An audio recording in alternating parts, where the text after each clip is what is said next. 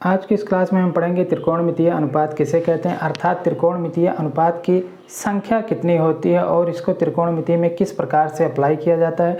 उसके बाद हम समझेंगे पाइथागोरस प्रमेय पर किस प्रकार से एक समकोण त्रिभुज को अप्लाई करके उसके कर्ण, लंब और आधार को ज्ञात किया जाता है, अर्थात समकोण त्रिभुज के बारे में समझेंगे। उसके बाद हम देखेंगे साइन के बारे में कुछ विशेष जानकारी जो है उसके बारे में भी हम इसी वीडियो के माध्यम से समझने वाले हैं। तो आप देख रहे हैं MS यूट्यूब स्कूल और मैं मदन शर्मा आप सभी का अपने प्यारे से यूट्यूब चैनल पर स्वागत करता हूं। तो आइए सबसे पहले हम पढ़ते हैं त्रिकोणमितीय अनुपात क्या है, अर्थात इनकी संख्या कितनी होती है। तो सबसे पहले हम देखेंगे त्रिकोणमितीय अनुपात। त्रिकोणमितीय अनुपात,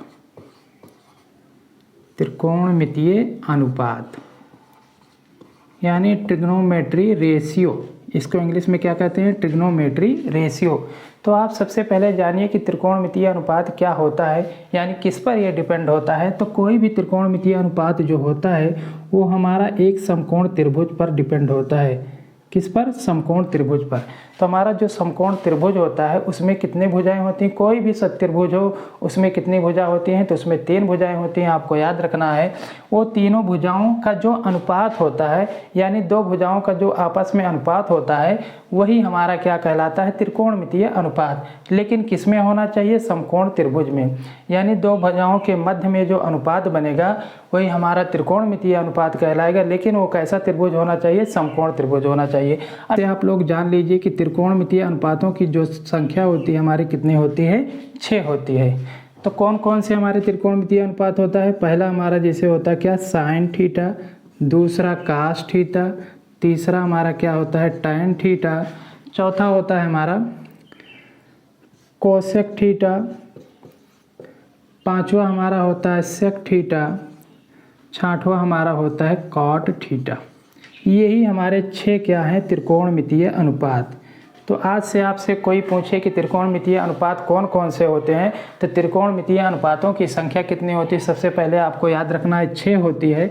उनका नाम क्या है? तो पहला हमारा क्या होता है, साइन थीटा, दूसरा कास थीटा, तीसरा क्या होता है, टैन थीटा, चौथा हमारा है कोसेक थीटा, पांचवा हमारा सेक थीटा, छठवां जो होता है हमारा काट थीटा होता है। तो यही 6 हमारे क्या कहलाते हैं, त्रिकोणमितीय अनुपात। इतनी बात आपको समझ में आई। अब इसके बाद हम समझते हैं एक समकोण त्रिभुज क्या होता है और इस पर किस प्रकार से त्रिकोणमिति को अप्लाई किया जाता है।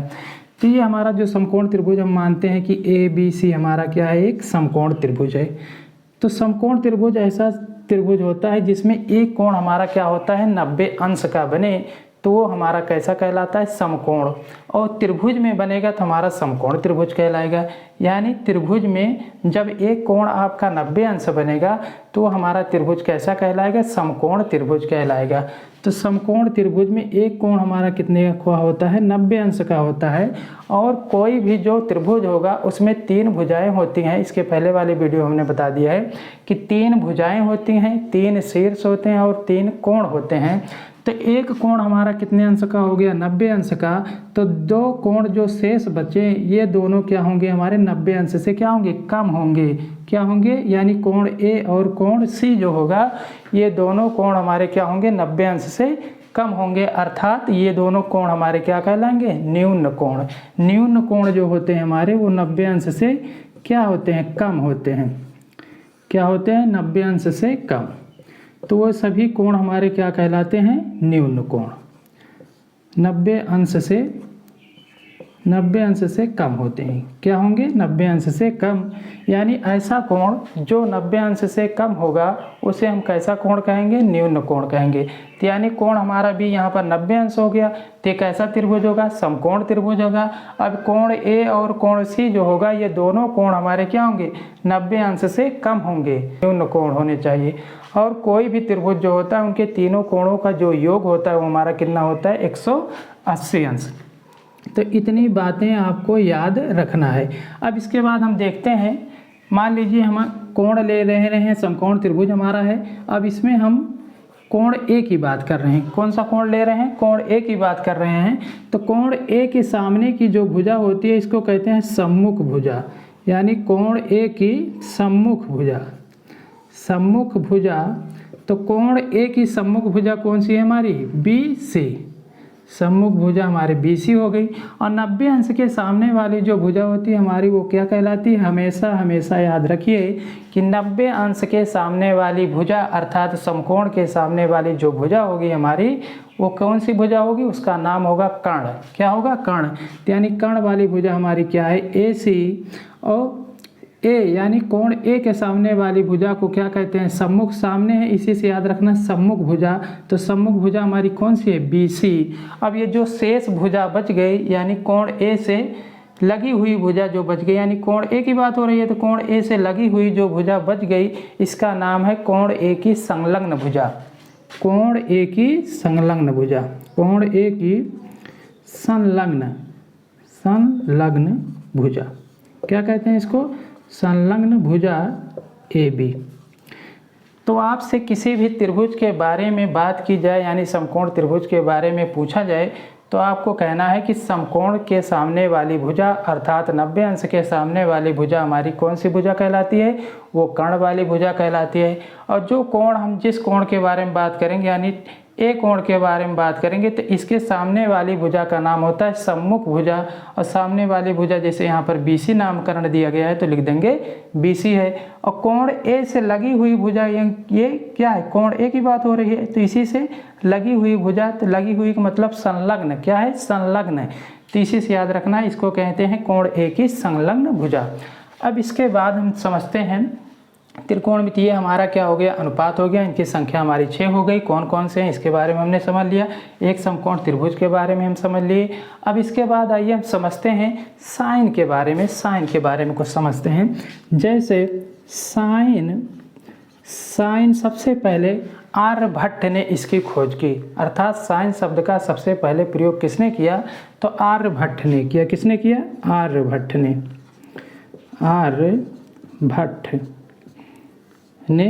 किया। इन्होंने एक पुस्तक लिखी थी, उस पुस्तक का नाम है आर्यभट्टयम। इनकी पुस्तक का क्या नाम है? इनकी पुस्तक का जो नाम है उसका नाम है आर्यभट्टयम। इसी आर्यभट्टयम में साइन शब्द की चर्चा की गई यानी साइन शब्द के बारे में बताया गया है। इनकी पुस्तक कौन है? आर्यभट्टयम। आर्यभट्ट ने लिखा है, इसी से इसका नाम है आर्यभट्टयम। इसी तरीके से आप इसके याद कर सकते हैं क्योंकि अब 20 नंबर का क्या होता है? बहुविकल्पीय प्रश्न पूछा जाता है अर्थात ऑब्जेक्टिव टाइप। और उसमें ये पूछ सकता है कि आर्यभट्ट की किस पुस्तक में साइन शब्द का सबसे पहले प्रयोग मिलता है। तो उनकी पुस्तक का क्या नाम है? आर्यभट्टयम। और इसको किसने लिखा है? आर्यभट्ट ने। और किसकी बात इसमें की गई है इस पुस्तक के बारे में? तो साइन शब्द के बारे में। तो यानी साइन जो होता है हमारा ये साइन क्या है? एक त्रिकोणमितीय अनुपात। कास क्या है? त्रिकोणमितीय अनुपात। टैन क्या है? त्रिकोणमितीय अनुपात। कोसेक क्या है? त्रिकोणमितीय अनुपात। सेक क्या है हमारा? त्रिकोणमितीय अनुपात। इसी प्रकार से काट भी जो है हमारा क्या है? त्रिकोणमितीय अनुपात। अब इसके बाद हम साइन के बारे में और डिटेल में कुछ समझते हैं। जैसे साइन ए लिखा है तो इसका मतलब साइन गुणे ए नहीं होता। यानी साइन ए लिखा है तो इसका मतलब ये नहीं है कि साइन गुणे ए। इसको हम इस तरीके से कभी नहीं लिख सकते क्योंकि जब तक साइन ऐसे लिखा रहे, साइन इस तरीके से लिखा रहे और इसके साथ ए ना लिखा रहे अर्थात कोई कोण ना लगा रहे तो इस साइन का कोई मतलब नहीं होता अर्थात इसकी हम कोई मीनिंग नहीं समझेंगे। समझ में आया? तो यानी साइन के साथ चाहे कास के साथ कोई ना कोई कोण आपको लगाना होगा। और इसको शॉर्टकट में यानी मानक रूप में समझने के लिए साइन के साथ हमेशा थीटा का प्रयोग किया जाता है। थीटा किसको व्यक्त करता है? तो थीटा किसको व्यक्त करता है? कोण को व्यक्त करता है। आपको ध्यान रखना है थीटा किसके लिए प्रयोग किया जाता है? कोण के लिए प्रयोग किया जाता है। और थीटा हमारा क्या है? थीटा जो हमारा होता है इसको ऐसे हिंदी में लिखते हैं थीटा। थीटा जो होता है हमारा क्या होता है? ग्रीक भाषा का शब्द है यानी अक्षर है। ग्रीक अक्षर है। क्या है? ग्रीक अक्षर है। जिस प्रकार से हमारा अंग्रेजी अक्षर है, अंग्रेजी अक्षर A B C D, इसी प्रकार से ग्रीक अक्षर क्या होते हैं? थीटा हो गया, ईटा हो गया, साई हो गया, लैम्डा हो गया, गामा हो गया, ये सब क्या होते हैं, ग्रीक भाषा के क्या हैं, सभी अक्षर हैं। तो थीटा का प्रयोग किसके लिए होता है, कोण के लिए होता है, ये बात आपको ध्यान रखना है। सबसे पहले साइन का प्रयोग किसने किया, तो आर्यभट्ट ने किया। किस पुस्तक में इसका उल्लेख मिलता है, तो आर्यभट्टियम नामक पुस्तक में इसका उल्लेख मिलता है। आइए अब इसके बाद हम समझते हैं त्रिकोणमितीय अनुपात को, यानी भुजाओं के संबंध में त्रिकोणमितीय जो 6 अनुपात आपको बताएं हमने, इसके बारे में इनका भुजाओं से क्या संबंध होता है। तो एक सबसे पहले हम क्या बनाएंगे, समकोण त्रिभुज। हमारा एक छोटा सा बनेगा समकोण त्रिभुज, और उस समकोण त्रिभुज का नाम है ABC। अब ये समकोण त्रिभुज में ये वाला बी कोण हमारा 90 अंश होगा। तो समकोण त्रिभुज के सामने वाली भुजा हमारी क्या कहलाती है, कर्ण। क्या कहलाएगी, कर्ण। और जो कोण लेंगे उसके सामने वाली भुजा, यानी कोण ए ले रहे हैं तो कोण ए के सामने वाली भुजा जो होती है सम्मुख भुजा कहते हैं। और सम्मुख भुजा ही हमारी क्या कहलाती है, लंब कहलाती है। और जो शेष भुजा बच गई उसका नाम क्या होता है, आधार। क्या होता है, आधार। तो यानी समकोण त्रिभुज में कितनी भुजाएं होती हैं, 3 भुजाएं होती हैं। 90 अंश के सामने वाली भुजा अर्थात समकोण के सामने वाली भुजा हमारी कर्ण कहलाएगी। जो कोण हम लेंगे, जैसे कोण ए की बात कर रहे हैं, तो इसके सामने वाली भुजा जो होगी हमारी क्या कहलाएगी, लंब कहलाएगी। और जो शेष भुजा बच जाएगी उसका नाम क्या होगा, आधार। इसी प्रकार से मान लीजिए हम कोण सी की बात कर रहे हैं, इसी त्रिभुज को बनाएंगे हम ऐसे। इसको देखिए ABC, तो यहाँ पर हमारा बनेगा 90 अंश। तो 90 अंश के सामने वाली भुजा हमारी क्या कहलाएगी, कर्ण। ये हमको पता हो गया। हमेशा आपको याद रखना है कि 90 अंश के सामने वाली जो भुजा होती है हमारी, वो कर्ण कहलाती है। अब जिस कोण के बारे में बात करेंगे उसको पकड़ेंगे। मान लीजिए कोण हम सी के बारे में बात कर रहे हैं, यानी हमको कोण सी से मतलब है। तो कोण सी के सामने वाली भुजा हमारी क्या कहलाएगी, लंब। जिस कोण की बात करेंगे उसके सामने वाली भुजा हमारी क्या होती है, लंब। और जब 2 भुजा हमको पता चल गया, तो 3 ही समकोण त्रिभुज में भुजाएं होती हैं। कर्ण पता चल गया, लंब पता चल गया, तो अगली भुजा जो होगी हमारी क्या कहलाएगी, आधार। क्या होगी, आधार। तो समकोण त्रिभुज में आपको याद रखना है, समकोण त्रिभुज में कर्ण वाली भुजा जो होती है वो सबसे बड़ी भुजा होती है। यानी समकोण त्रिभुज में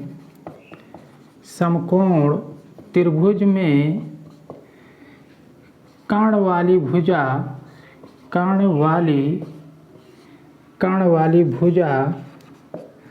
सबसे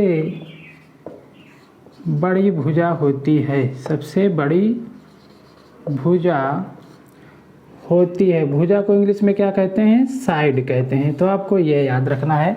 तो यानी जिस कोण के बात की जाएगी, यानी 90 अंश वाले कोण को छोड़ दीजिए, वो तो हमको ये निर्धारित करता है कि ये समकोण त्रिभुज है। तो समकोण के सामने वाली भुजा हमारी क्या होगी, कर्ण।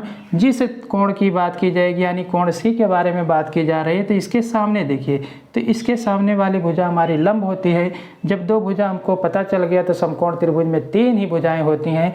यानी चाहे समकोण त्रिभुज हो या कोई भी त्रिभुज हो, त्रिभुज में 3 ही भुजाएं होती हैं। तो उसके बाद जो शेष भुजा बची उसका नाम क्या होगा, आधार, यानी वो आधार वाली भुजा होगी। इसी प्रकार से इसमें देखिए, समकोण के सामने वाली आपकी कौन सी भुजा हो जाएगी, कर्ण हो जाएगी। अब कोण ए की बात हम कर रहे हैं, तो इसके सामने वाली भुजा हमारी लंब हो जाएगी। और जो शेष भुजा बच गई उसका क्या नाम होगा, वो हमारी क्या होगी, आधार होगी। अब इसके बाद आइए हम देखते हैं 6 त्रिकोणमितीय अनुपातों का भुजाओं के साथ किस प्रकार से संबंध होता है। तो हमारा एक समकोण त्रिभुज एक बन गया, उसका नामकरण हम कर दे रहे हैं ABC। ये बनेगा हमारा 90 अंश। अब जो जिस कोण के बारे में बात होगी उसी के हिसाब से लंब और आधार बदलता रहता है। कर्ण जो होता है सभी भी समकोण त्रिभुज में वो फिक्स होता है, यानी 90 अंश के सामने वाली जो भुजा होगी वो कर्ण होता है। तो आइए इसकी, यानी इसकी जो 6 क्या होते हैं, हमारे त्रिकोणमितीय अनुपात होते हैं। यानी ट्रिग्नोमेट्री जो रेशियो होते हैं उनकी संख्या क्या होती है, 6 होती है। वो 6 में हमारे क्या होता है, पहला साइन थीटा कामा, दूसरा कास थीटा, तीसरा टैन थीटा, चौथा हमारा क्या होता है कोसेक थीटा, पांचवा हमारा क्या होता है सेक थीटा, छठवां हमारा क्या होता है कॉट थीटा। इसका कोई क्रम नहीं है, आप किसी भी क्रम में इसको लिख सकते हैं, किसी के साथ बता सकते हैं। इन 6 का कोई क्रम नहीं होता है। लेकिन आप याद रखिए कि साइन का उल्टा कास होता है, कास का उल्टा सेक होता है और टैन का उल्टा काट होता है। तो इस तरीके से आप इसको याद कर सकते हैं। तो ये 6 त्रिकोणमितीय अनुपात हो गए। अब इन त्रिकोणमितीय अनुपातों का समकोण त्रिभुज की जो भुजाएं हैं इनके साथ इनका किस प्रकार से संबंध होता है, तो इसको कैसे याद रखेंगे, तो हम याद रखेंगे एक लाल बटा कक्का। क्या याद रखेंगे, लाल बटा कक्का। लाल बटा कक्का से साइन थीटा का भुजा से कैसा अनुपात होगा इसके बारे में हम जान सकते हैं। तो ये जो होता है हमारा लंब बटा कर्ण, यल का मतलब यहाँ पर होगा लंब, यल बराबर क्या होता है हमारा लंब, यानी यल का प्रदर्शित करते हैं हम लंब से शॉर्ट फॉर्म में। ए का मतलब होता है हमारा यहाँ पर आधार लाल बटा कक्का में। इसके बाद हमारा के जो होता है, के के लिए हम प्रदर्शित करते हैं कर्ण, शॉर्ट फॉर्म में के को कहते हैं कर्ण। ठीक, यानी यल जहाँ लिखा रहेगा उसका मतलब आप समझेंगे कि लंब के बारे में बात हो रही है। ए जहाँ लिखा रहेगा उसका मतलब है कि आधार के बारे में बात हो रही है। के जहाँ पर लिखा रहेगा उसका मतलब है कि कौन सी भुजा के बारे में हम बात कर रहे हैं, तो कर्ण वाली भुजा के बारे में। तो लाल बटा कक्का से आप क्या कर सकते हैं, ये जो ऊपर तीनों मान लिखे गए हैं इसका अनुपात निकाल सकते हैं। और कैसा अनुपात, भुजाओं का अनुपात। तो ये जो पहला होता है लाल बटा कक्का यानी यल बटा के, ये होता है हमारा साइन, यानी साइन थीटा बराबर भुजा से जो अनुपात होता है वो लंब बटा क्या होता है कर्ण। साइन थीटा बराबर क्या होता है लंब बटा कर्ण। उसके बाद कास थीटा लिखेंगे, तो कास थीटा बराबर होता है हमारा ए बटा के, ये दूसरा जो होता है हमारा ए बटा के। तो ऐसे लिखेंगे ए बटा के। ए का मतलब क्या होता है आधार वाली भुजा, के का मतलब होता है कर्ण वाली भुजा। अब इसके बाद तीसरा हमारा क्या है टैन थीटा, तो लिखेंगे टैन थीटा। तो टैन थीटा बराबर हमारा क्या हो जाएगा, ये जो लास्ट में बचा यानी ये अनुपात, यानी यल बटा ए। यल का मतलब क्या है यहाँ पर लंब, ए का मतलब क्या है आधार। तो यानी तीन त्रिकोणमितीय अनुपात हमको क्या हो गए, मालूम हो गए। क्या हो गए, मालूम हो गए। यानी साइन थीटा बराबर होता है लंब बटा कर्ण, आधार टैन थीटा बराबर होता है हमारा लंब बटा आधार, कास थीटा बराबर होता है हमारा आधार बटा कर्ण। तो इस तरीके से आप इसको शॉर्ट फॉर्म में लिख सकते हैं। अब इसके बाद तीन त्रिकोणमितीय अनुपातों को तो हमने भुजाओं के साथ इनका किस प्रकार से संबंध होता है इसके बारे में हमने जान लिया। अब इसके बाद हमारे तीन बच गए ये नीचे वाले। तो नीचे वाले क्या होते हैं, ऊपर वाले अनुपातों का क्या होते हैं, उल्टा होते हैं। उल्टा का मतलब विपरीत होते हैं, यानी इनके भुजाओं को आप उल्ट दीजिए यानी पलट दीजिए, तो ये तीनों नीचे वाले का मान हमको मिल जाएगा, यानी इनका भुजाओं के साथ किस प्रकार से संबंध होता है। तो देखिए जैसे हमारा क्या होता है साइन का उल्टा क्या होता है कोसेक, तो कोसेक थीटा बराबर हम लिखेंगे कोसेक थीटा बराबर, यानी यही जो अनुपात है यानी लंब बटा कर्ण को उल्टा कर दीजिए, तो यानी हो जाएगा हमारा कर्ण बटा लंब। तो ये हमारा कोसेक वाली भुजा आ गई। अब इसके बाद सेक है, तो सेक किसका उल्टा होता है, कास का उल्टा सेक होता है। तो लिखेंगे सेक थीटा बराबर कास वाले मान को उल्ट दीजिए, यानी इसकी भुजा को उल्ट दीजिए। उल्टा का मतलब अंश वाला हर में, हर वाला अंश में। तो इसको लिखेंगे के बटा ए, के का मतलब कर्ण बटा आधार। क्या होता है, कर्ण बटा आधार का जो अनुपात होता है वही हमारा क्या कहलाता है, सेक थीटा। लंब बटा आधार का जो अनुपात होता है वही हमारा क्या कहलाता है, टैन थीटा। लंब बटा कर्ण का जो आधार होता है वही हमारा क्या कहलाता है, यानी अनुपात जो होता है वही हमारा साइन थीटा कहलाता है। आधार बटा कर्ण का जो अनुपात होता है हमारा क्या कहलाता है, कास थीटा। इसी प्रकार से कर्ण बटा लंब का जो अनुपात होगा हमारा क्या कहलाएगा, कोसेक थीटा। अब एक बच गया हमारा, तो काट लिखेंगे, काट थीटा बराबर हमारा निकल कर आएगा टैन के मान को उल्ट दीजिए यानी भुजा को, तो इसको हम करेंगे आधार बटा लंब। यानी आधार वाली भुजा को जब लंब से भाग करेंगे तो हमारा वो किसका मान होता है, यानी काट थीटा कहलाता है। तो यही हमारे क्या होते हैं, 6 त्रिकोणमितीय अनुपात होते हैं। इनको आप कैसे याद कर सकते हैं, लाल बटा कक्का से। लाल का मतलब जो पहले यल बटा के लिखा है इसका मतलब साइन थीटा है, ए बटा के जो लिखा है इसका मतलब कास थीटा है, और यल बटा ए जो लिखा है इसका मतलब टैन थीटा है। तो आप इसी तरीके से लिखिए, साइन का उल्टा कोसेक थीटा होता है, कास का उल्टा सेक थीटा होता है, टैन का उल्टा काट थीटा होता है। तो इसी के मान को क्या कर दीजिए आप, उल्ट दीजिए, यानी अंश को हर में, आर को अंश में कर दीजिए। तो हमारा कोसेक थीटा, सेक थीटा, काट थीटा का मान निकल कर आ जाएगा। उसके बाद हम देखते हैं कुछ विशेष चीज़ें यानी इम्पॉर्टेंट में। यदि जैसे आपको लिखा है साइन ए का होल स्क्वायर, तो हम इसको लिख सकते हैं साइन स्क्वायर ए। इसी प्रकार से यदि लिखा है कास ए का होल स्क्वायर, तो हम इसको लिख सकते हैं कास स्क्वायर ए। ये चीज़ें आपको ध्यान रखना है। इसी प्रकार से सभी जितने 6 त्रिकोणमितीय अनुपात हैं उनको हम लिख सकते हैं। यानी साइन ए का होल स्क्वायर लिखा है तो इसको लिख सकते हैं साइन स्क्वायर ए। कास ए का होल स्क्वायर लिखा है तो इसको लिख सकते हैं कास स्क्वायर ए। इसके बाद ये tan ए का होल स्क्वायर लिखा है तो इसको लिख सकते हैं tan स्क्वायर ए। इसी प्रकार से जो 3 बचे उसको भी हम लिख सकते हैं। तो इस क्लास में आज के लिए इतना ही। इसके बाद हम मिलते हैं नेक्स्ट वीडियो में। यदि आपको वीडियो पसंद आई हो तो वीडियो को लाइक करना है और कमेंट बॉक्स में वीडियो के बारे में बताना है, और आप अपने मित्रों के पास वीडियो को अधिक से अधिक शेयर कीजिए। तो इसके बाद हम मिलते हैं नेक्स्ट क्लास में। उस क्लास में हम देखेंगे पाइथागोरस प्रमेय किस प्रकार से समकोण त्रिभुज पर आधारित होती है, और उसके बारे में डिटेल से समझेंगे और उसके प्रश्नों को भी सॉल्व करेंगे। तो आज के